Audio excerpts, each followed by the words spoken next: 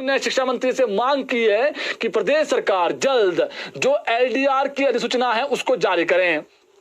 दावा किया है एसएमसी अध्यापकों ने कि कैबिनेट ने 7 मार्च 2023 को एलडीआर से एसएमसी अध्यापकों को नियमित करने का रास्ता निकाला था, लेकिन 1 वर्ष से अधिक समय बीत गया है, अभी तक जो अधिसूचना है वो नहीं हुई है, जिससे शिक्षक जो है वो अपने आप को ठगा हुआ महसूस कर रहे हैं। ऐसे में शीघ्र जो अधिसूचना है वो निकाली जाए, वरना एसएमसी शिक्षक सड़कों पर उतरेंगे। तो ये जो एलडीआर को लेकर जो अधिसूचना नहीं हुई है, इसको लेकर के आज शिक्षकों ने चेताया है, अगर जल्दी अधिसूचना नहीं हुई तो फिर हम सड़कों पर उतरेंगे और जो एक स्थायी पॉलिसी की मांग कर रहे हैं, हालांकि इनको एलडीआर के माध्यम से फिर जो है वो आगे आएंगे ये, और इनको जो है नियमित करने का रास्ता इनका साफ होगा। लेकिन जिस प्रकार से अधिसूचना नहीं हुई है तो इससे वो ठगा हुआ महसूस कर रहे हैं, और शिक्षकों ने कहा है कि हमें दोबारा से जो है वो सड़कों पर ना उतरना पड़े और सरकार ने जो वायदा हमारे साथ किया था वो वायदा जो है वो निभाया जाए।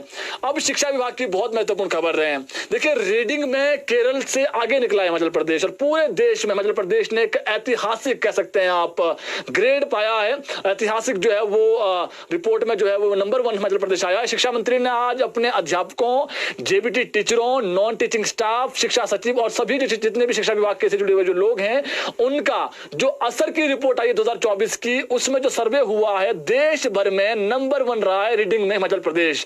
शिक्षा मंत्री ने कहा कि हम इससे भी और बेहतर करेंगे, न केवल रीडिंग में बल्कि रिजल्ट में भी हम और बेहतर करेंगे।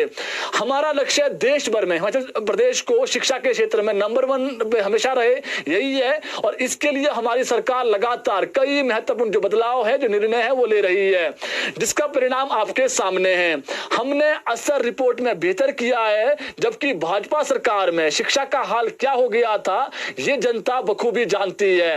वहीं शिक्षा मंत्री ने कहा कि जब हम सत्ता में आए थे 2022 के अंत में जो हमारे पास जो शिक्षा विभाग जब मुझे मिला था, 340 स्कूलों में एक भी टीचर नहीं था, ये शिक्षा मंत्री ने कहा, और 3600 से अधिक ऐसे स्कूल थे जहां पर सिंगल टीचर थे, यानी एक टीचर से स्कूल चल रहा था।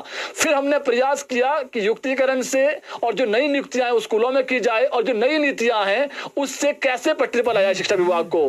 फिर आज जो बड़ी बात कही शिक्षा मंत्री, उन्होंने कहा कि हमने 3300 भर्तियां बैच वाइज अभी तक कर दी है, और 31 मार्च से पहले 300 नए टीचर हम जो है भरने वाले हैं, और जिनका रिजल्ट जो है जारी कर दिया गया है, बहुत जल्दी स्टेशन भी उनको मिलेंगे। और उन्होंने ये भी कहा कि हमने अभी तक, देखिए सरकार ने 2 सालों में जो शिक्षा विभाग ने जो एक बड़ा आंकड़ा पेश किया है कि 1094 जो स्कूल हैं वो अभी तक मर्ज किए गए हैं, यानी बंद करके दूसरे स्कूलों में जो है भेजा गया टीचरों बच्चों को। इनमें 675 स्कूलों में एक भी बच्चा नहीं था, ये हैरानगी की बात है जी, एक भी टीचर जो है वो नहीं था और बच्चा भी नहीं था। हमने स्कूलों को न केवल मर्ज किया जो शिक्षा मंत्री ने दावा किया है, बल्कि हमने कम संख्या वाले जो स्कूलों हैं उनके जो बच्चे हैं वो दूसरी जगह भेजे, और वहां पर अध्यापकों की जो सुनिश्चितता है उसको भी हमने दर्ज किया। बहुत जल्द शिक्षा मंत्री ने आज बड़ी बात कही है कि हम बहुत जल्द 250 से अधिक जो भर्तियां हैं वो करने वाले हैं। चयन आयोग से जो है वो चयन आयोग जैसे ही प्रॉपर वे में चलेगा ये भर्तियां होगी, और सभी स्कूलों को शिक्षक दिए जाएंगे, और सबसे महत्वपूर्ण ग्रामीण स्कूलों में भी शिक्षक भेजे जाएंगे, ये आज शिक्षा मंत्री ने कहा है। हम शिक्षकों के लिए एनरोलमेंट ही बेस मानेंगे, यानी जहां पर बच्चे होंगे वहां पर शिक्षक को भेजा जाएगा, जहां पर बच्चे कम है, हालांकि कम वाले स्कूल जो है पहले ही मर्ज कर दिए गए हैं, लेकिन अब ग्रामीण स्तर में बच्चों को वहां पर गांव में पढ़ाई अच्छी मिले, इसके लिए हम सुनिश्चित करेंगे कि हर विषय का जो अध्यापक है वो गांव भेजा जाए।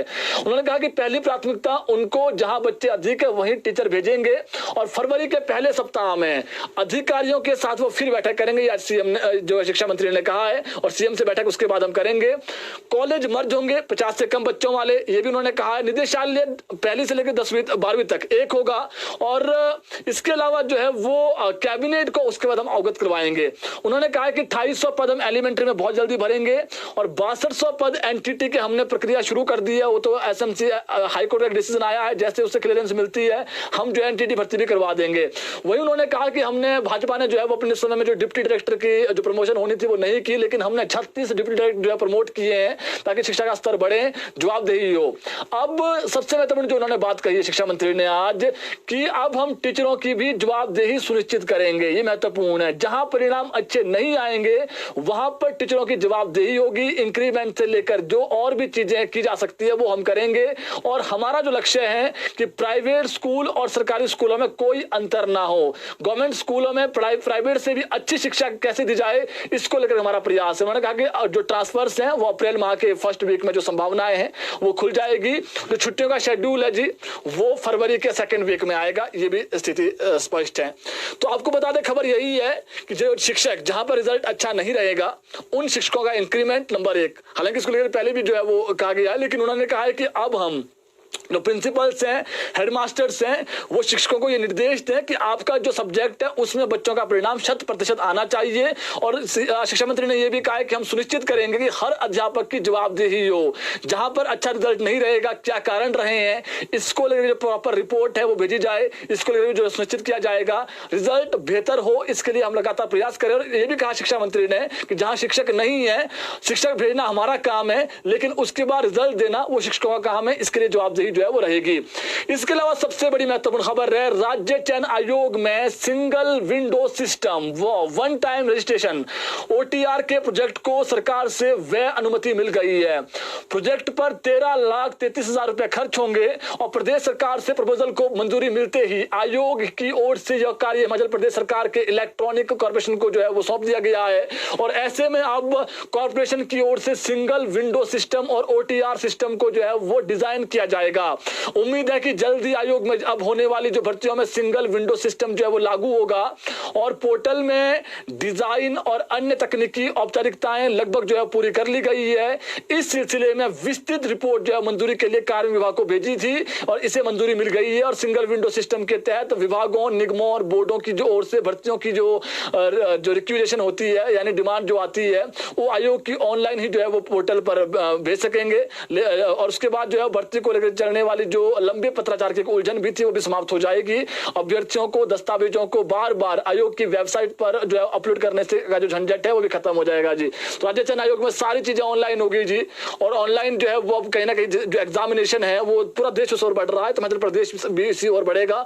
राज्य चयन आयोग अब बहुत जल्दी प्रॉपर वे में, जिस प्रकार से कमेटी बनाई गई थी, कमेटी बनाने के बाद पहले जो हमीरपुर चयन आयोग था उसको भंग किया गया, राज्य चयन आयोग बना, फिर वहां पर तैनाती की गई। अब जो नया सिस्टम है उसके लिए 13 लाख का जो बजट है वो स्वीकृत किया गया है और प्रॉपर जो सिस्टम है उसको डेवलप किया जाएगा। उसके बाद जो भर्तियां हैं वो ओटीआर, हमने सब कुछ बता दिया आपको कि किस माध्यम से भर्ती होनी है।